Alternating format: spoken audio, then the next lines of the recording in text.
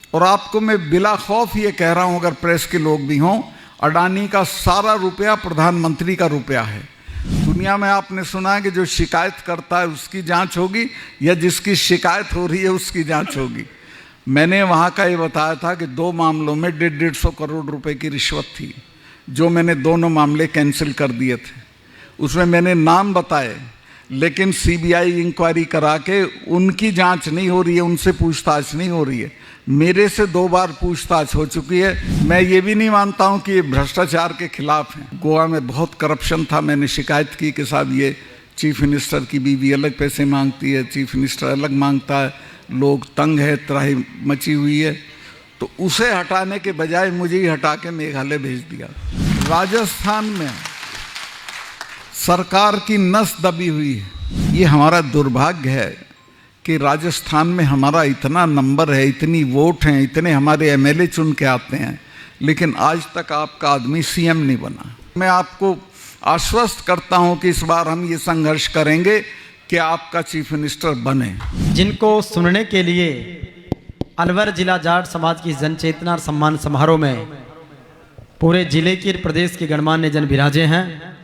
धारा 370 हो, महिला पहलवानों का, हर किसान आंदोलन हो, उन सब में तो मैं निवेदन करूंगा, सत्य, न्याय, निष्ठा, ईमानदारी और निडरता की एक अद्भुत पहचान आदरणीय महामहिम श्री सत्यपाल मलिक साहब, जोरदार तालियों से अभिनंदन की। अध्यक्ष जी, चिल्लर साहब, भाई युद्धवीर जी, चौधरी रामवीर जी और मेरे साथ आए हुए पुष्पेंद्र भाई, इस जिले के तमाम सम्मानित नेतागण, जिले की तमाम किसान सरदारी, सबसे पहले मैं आप सबको प्रणाम करता हूं और आपको कहूंगा कि एक बार आप तेजा जी की जय बोलें। जय श्री तेजा जी महाराज जय। ये जो महिला खिलाड़ियों की लड़ाई है, ये एक ऐसी जगह पहुंची हुई है कि जहां ये तय होगा कि जालिम मजबूत होता है कि उसके खिलाफ लड़ने वाला मजबूत होता है। मुझे नहीं लगता कि सरकार कुछ ऐसा करने वाली है जिससे उनके आंसू पूछे। मैंने उनको ये सजेशन दिया है कि अगर तुम्हारी बात ना मानी जाए तो तुम हमें 3-4 सिर्फ मीटिंग राजस्थान में दे दो। मुझे चिल्लर साहब दोबारा आना पड़ेगा, उन बच्चियों का एक कार्यक्रम यहाँ कराना पड़ेगा, क्योंकि राजस्थान में सरकार की नस दबी हुई है। अगर राजस्थान में वो बच्चियाँ घूम गई, चूँकि मेरा बहुत घूमना होता है, मैं जानता हूँ कि जिस दिन वो घसीटी जा रही थी 28 तारीख को जनपद पे, उस वक्त राजस्थान के हजारों परिवार में खाना नहीं बना था।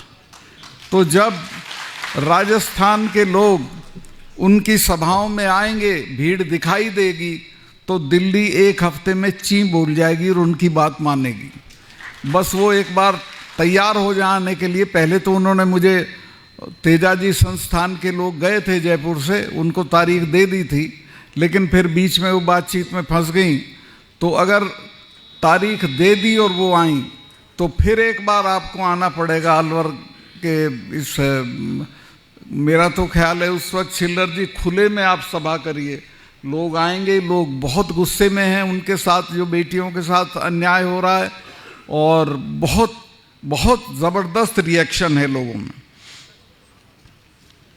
सही बात तो ये है कि दिल्ली में जो सरकार आज है वो आपको मिटाने पे जुटी हुई है। उन्होंने एमएसपी नहीं लागू किया। जब ये किसान आंदोलन चल रहा था तो 700 लोग आपके मरे वहाँ। कुतिया भी मरती है तो प्रधानमंत्री के यहाँ से उसके लिए शोक संदेश जाता है, लेकिन 700 लोग मरे, किसी ने कुछ नहीं बोला।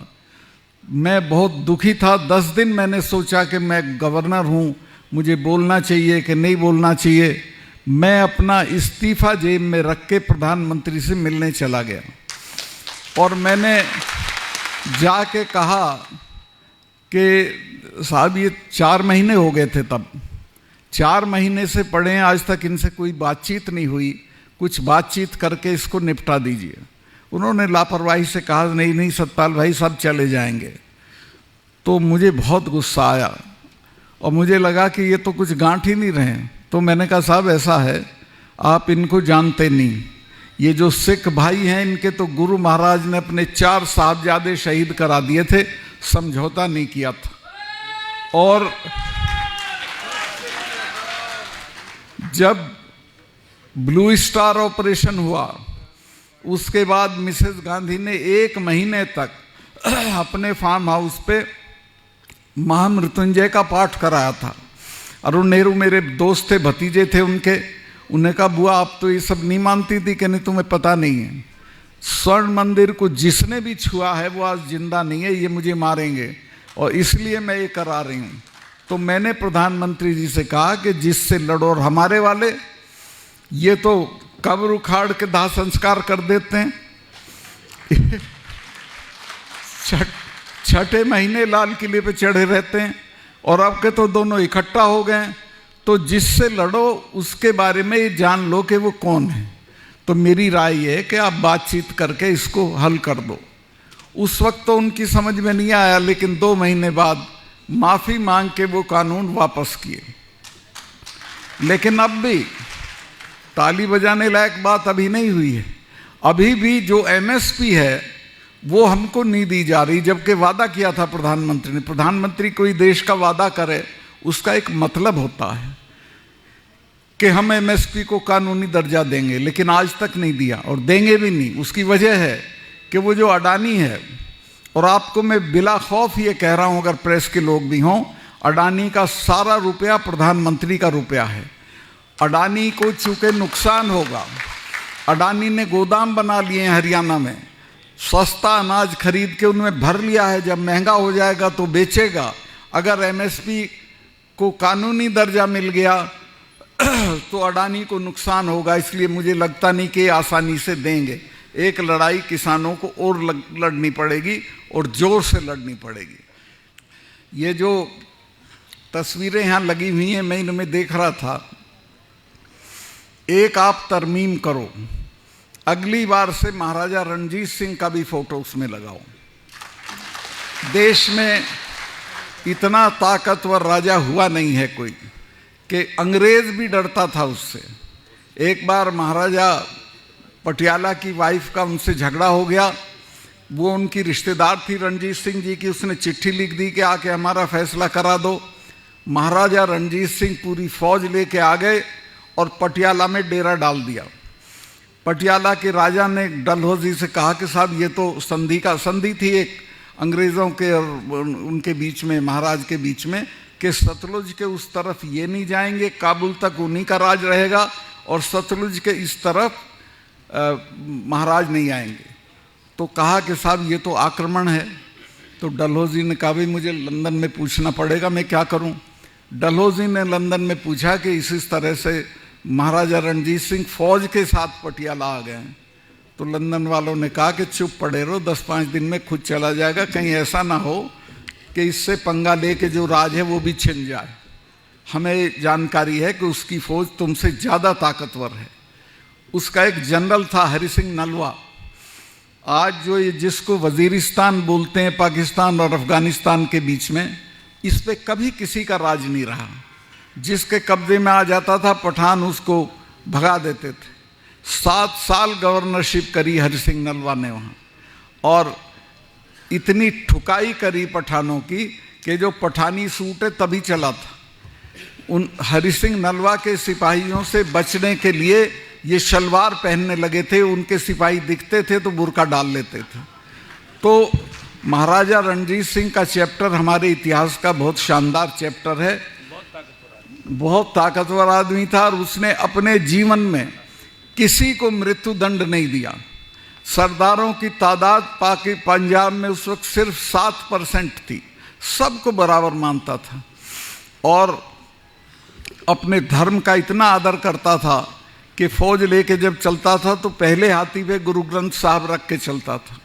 एक बार एक मुसलमान लड़की थी, उसको अपने घर ले आए तो अकाल तख्त ने उनको नोटिस भेजा। और अकाल तख्त के लोग डरे हुए थे कि पता नहीं आएगा कि नहीं आएगा। हाथ जोड़ के अकाल तख्त के सामने हाजिर हुआ और कहा कि मेरी गलती है, पर हो गई, अब तो माफ़ कर दो। तो अकाल तख्त ने उसको यही सज़ा दे के कि तू आ गया, यही काफ़ी है, छोड़ो, ख़त्म करते हैं। तो इस तरह का आदमी था। तो इसको भी अपने इतिहास में जोड़ो। दूसरे जो मैं असली बात कहना चाहता हूँ वो ये है कि आपकी खेती को ख़त्म करने का डिज़ाइन है, वो तो आप ये 4 कानून लागू हो जाते तो ख़त्म हो ही जाती, वो तो अब रुक गया है। फिर फौज में आप चले जाते थे तो ये अग्निवीर ले आए जिसमें सिर्फ 4 साल की नौकरी होगी, ना कोई पेंशन होगी, ना कुछ होगा, और बच्चा क्यों मरेगा 4 साल के लिए गोली खा के।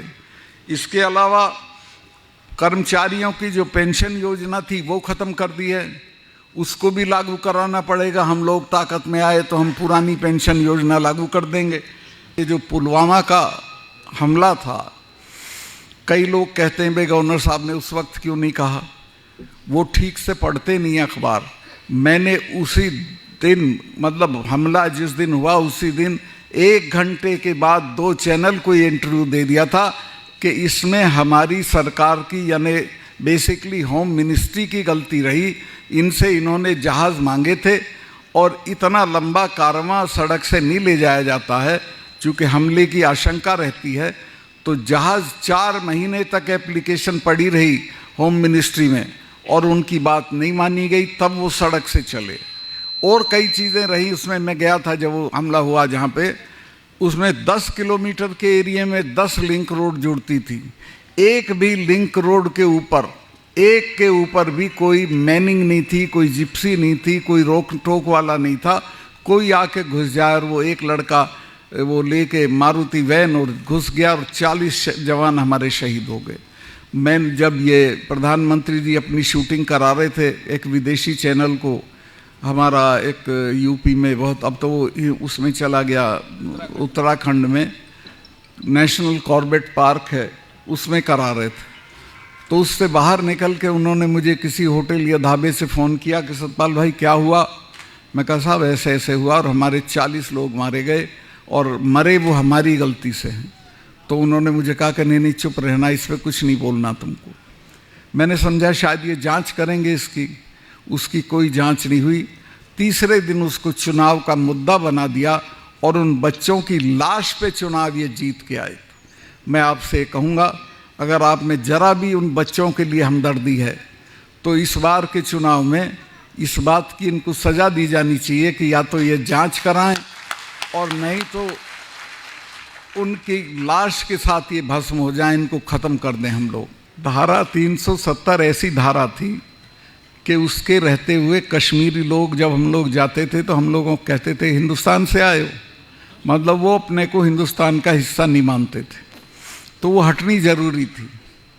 वो हटाते वक्त दिल्ली डरती थी कि पता नहीं क्या होगा। जब ये सुरसुराहट चली कि शायद हटेगी, तो महबूबा मुफ्ती ने बयान दिया कि खून की नदियां बह जाएंगी।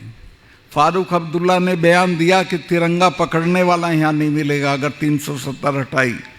बल्कि वो तो इतनी दूर तक गए कि प्रधानमंत्री के पिताजी की भी हिम्मत नहीं है कि इसको छेड़ दे। मेरे से पूछा गया, मैंने कहा आप इसको हटाओ, मैं देखता हूँ। मैंने वहाँ काम कर रखा था लोगों में, मैंने लोगों को समझा रखा था कि ये नेता, इनके बच्चे तो लंदन में पढ़ते हैं, तुम्हारे बच्चे लड़के मर जाते हैं, कोई इनके लिए झगड़ा करने की ज़रूरत नहीं है। और आप हैरत करोगे कि जिस दिन 370 हटी है, ये तीनों चीफ मिनिस्टर हम लोगों ने गिरफ्तार कर, नज़रबंदी करे थे, गिरफ्तार तो क्या, एक चिड़िया नहीं बोली और पूरे प्रोसेस में हमको एक गोली नहीं चलानी पड़ी, कोई इनके साथ खड़ा नहीं हुआ, सब भारत के साथ खड़े रहे। और दिल्ली में ये भी डर था कि कहीं पुलिस रिवोल्ट ना कर दे। मैं कश्मीर की पुलिस के लिए बहुत काम किया था और मैं उनकी तारीफ़ करूंगा कि ईद का मौका था, एक सिपाही ने भी छुट्टी नहीं मांगी उस दौरान में, सब ने पुलिस लाइन में ईद मनाई। तो कोई बगावत दिल्ली के खिलाफ नहीं हुई और ठीक ठाक होके 370 हट गई। अब मैं जब गोवा में था तो मेरा इंटरव्यू करने एक सुदर्शन टीवी वाला आ गया। बाकी चीज़ों पे बातचीत हुई गोवा के बारे में, लेकिन उसने ये लिख दिया इंटरव्यू में, ये कह दिया कि सतपाल मलिक जी जो 370 हटाने के लिए जिम्मेवार हैं उनसे मैंने बातचीत की। अगले ही दिन मुझे प्रधानमंत्री ने खुद फ़ोन उठा के करा, अरे भाई फिर बोल दिया आप कश्मीर के बारे में। मैं कहा साहब मैं तो नहीं बोला। कहने नहीं उसने ऐसे ऐसे बोला है। मैं कहा बोल दिया होगा, पर मैंने नहीं कहा ये कि मैंने हटाई। मैं तो यही कहूँगा आपने हटाई कि आज के बाद अगर कश्मीर पे कुछ बोलोगे तो मेरी तुम्हारी मुलाकात नहीं होगी। ये शब्द थे प्रधानमंत्री के। मैंने कहा मैं कौन मरा जा रहा हूँ साहब मुलाकात के लिए, लेकिन मैंने बोला नहीं। खैर वो बात आई गई हो गई, उनको एक रंजिश हो गई। वहाँ गोवा में बहुत करप्शन था। मैंने शिकायत की कि साहब ये चीफ मिनिस्टर की बीवी अलग पैसे मांगती है, चीफ मिनिस्टर अलग मांगता है, लोग तंग है, त्राही मची हुई है। तो उसे हटाने के बजाय मुझे ही हटा के मेघालय भेज दिया। मैं ये भी नहीं मानता हूँ कि ये भ्रष्टाचार के खिलाफ हैं। और अब जो ताज़ा है, जो आखिरी बात कह रहा हूँ, मैंने वहाँ का ये बताया था कि 2 मामलों में 150 करोड़ रुपए की रिश्वत थी, जो मैंने दोनों मामले कैंसिल कर दिए थे। उसमें मैंने नाम बताए, लेकिन सीबीआई इंक्वायरी करा के उनकी जांच नहीं हो रही है, उनसे पूछताछ नहीं हो रही है। मेरे से 2 बार पूछताछ हो चुकी है और मेरे स्टाफ के सारे लोगों के फ़ोन लेके चले गए। 2 दिन उनसे पूछताछ की जम्मू में। मतलब कुल मिला के दुनिया में आपने सुना है कि जो शिकायत करता है उसकी जांच होगी या जिसकी शिकायत हो रही है उसकी जांच होगी। और तलाश में ये थे कि मेरे यहाँ कुछ मिल जाए तो मुझे बंद कर दें, लेकिन मैं ये जो जाट चेतना है इसकी ताकत पे जिंदा हूँ। उनको ये पता है कि जिस दिन इसको हम गलत तरीके से, हाँ मेरे में कोई कमी हो मुझे उठा के बंद कर दें, लेकिन मैंने ज़िंदगी में कोई ऐसा काम नहीं किया कि मुझे आप बंद करें। और अगर इन्होंने छेड़ा तो 4 स्टेट में है हम। छिल्लर साहब आप जैसे नेताओं की सपोर्ट से 4 स्टेट में आग लग जाएगी, कुछ नहीं होगा। तो मैं आपसे, आप सबका बहुत आभारी हूँ। आपसे हमें ताकत मिलती है लड़ने की, आपसे हिम्मत और हौसला मिलता है। बहुत बहुत शुक्रिया आप लोग आए। और मैं फिर दोहराऊँ, महिला शिक्षा की बात कह रहे हैं, वैसे तो बहुत आपके यहाँ काफ़ी है महिला शिक्षा। और अभी जो हमारी लड़की आरएएस में आई है, इतना परिवर्तन हुआ है कि जो ठाकुर साहब उनके सामने हमारा दूल्हा घोड़ी पे नहीं बैठता था, वो भी हमारी आरएएस लड़की को देख के खड़ा हो जाता है हाथ जोड़ के और खम्मा गणी कहता है। तो महिला शिक्षा को बढ़ाइए। चूँकि महिला का सशक्तिकरण ना दहेज से है, ना उसके हस्बैंड की दौलत से है, ना उसके पिताजी की दौलत से है, उसकी एजुकेशन से है, और वो उसको आगे बढ़ाएगा। एक मैं और निवेदन करूं, अमेरिका की एक फॉरेन सेक्रेटरी थी कोंडालीजा राइस, दुबली पतली, शक्ल सूरत में निहायत साधारण, लेकिन लीबिया का जो तानाशाह था गद्दाफी, जब वो मारा गया और उसके दफ्तर को रेड किया विद्रोहियों ने, तो उसमें एक डायरी मिलती है। उसमें वो लिखता है कि मुझे बहुत आनंद आता है जब कोंडालीजा राइस, लिटिल कोंडी लिखा है उसको, चूँकि दुबली पतली थी, लिटिल कोंडी अरब शेखों को धमकाती है। वो अरब शेखों को अमेरिका की ताकत पे धमकाती थी, और अमेरिका की ताकत उसको तालीम की वजह से मिली थी। तो तालीम इतनी बड़ी चीज़ है कि जिस बच्चों को ये दिला दोगे तो इनकी तरक्की, ये जो एक मैं गया अभी हाल में वहाँ हनुमानगढ़, चौधरियों ने मुझे कहा साहब 10-10 कमरे, एक आदमी है घर में और मकान 10 कमरे का बनाते हैं और बच्चों को तालीम में खर्चा नहीं करते हैं। तो इन चीज़ों पे मत खर्चा करो, मृत्यु भोज पे मत करो, दहेज पे मत करो, मकान बनाने पे मत करो। मैं तो गवर्नर भी रह लिया, MP MLA भी रह लिया, अब भी दिल्ली में 2 कमरे के फ्लैट में किराए के में रह रहा हूँ। मकान कोई ताकत नहीं होते, बल्कि मेरी ताकत है ये कि मेरे पे कुछ नहीं है। वो होता तो मैं नहीं लड़ पाता नरेंद्र मोदी से, मुझे फिक्स कर देते, ED भेज देते, इनकम टैक्स भेज देते। तो मैं आपसे निवेदन करूँगा कि एक तो इन बच्चों की तालीम कराओ। और ये हमारा दुर्भाग्य है कि राजस्थान में हमारा इतना नंबर है, इतनी वोट हैं, इतने हमारे MLA चुन के आते हैं, लेकिन आज तक आपका आदमी CM नहीं बना। क्यों नहीं बना? वो इसलिए नहीं बना कि आपने एकता नहीं दिखाई। जब रामनिवास मिर्धा जी चुनाव लड़े CM का, तो उस वक्त वो 2 वोट से हारे और 4 जाट मेंबर्स ने वोट क्रॉस किया, दूसरी तरफ दिया। अगर वो दूसरी तरफ ना देते तो मिर्धा जी चीफ मिनिस्टर बन गए होते। तो एकता होगी तो बनोगे, और मैं आपको आश्वस्त करता हूं कि इस बार हम ये संघर्ष करेंगे कि आपका चीफ मिनिस्टर बने। और ये कोई मांग हमारी नाजायज़ नहीं है, हमारी जायज़ मांग है।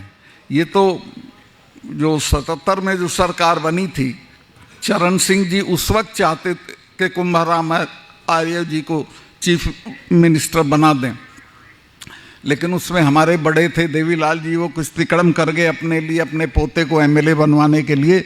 उन्होंने भैरव सिंह जी से समझौता कर लिया, वरना उसी बार बन गया होता। इसके बाद तो इनमें फूट पड़ गई, कोई कहीं है, कोई कहीं है, कोई कहीं है। अब अगर ये इकट्ठा रहेंगे तो आपका सीएम ज़रूर बन जाएगा, कोई दिक्कत की बात नहीं है। और मैं हालांकि मेरे पैरों में बहुत चोट है, ठीक हो जाएगी तब तक मैं राजस्थान में घूमूंगा और सब जगह कोशिश करूंगा कि ज़्यादा से ज़्यादा आपके लोगों के टिकट हों। सारी पार्टियों में मेरी पहचान है, और इसके बाद आपका आदमी चीफ मिनिस्टर बने। बहुत बहुत धन्यवाद, थैंक यू। रूहे रवां बलबीर छिल्लर जी, उनका आभार व्यक्त करता हूं कि उन्होंने इतनी सजी सजाई महफिल दी, इतना बढ़िया कार्यक्रम किया, और अभी शायद हम लोगों को खाना भी खिलवाएंगे। तो और मैं उनको आश्वस्त करता हूं कि वो जब भी बुलाएंगे तो मैं, और कोई आए ना आए, मैं ज़रूर आऊँगा। धन्यवाद, बहुत बहुत धन्यवाद।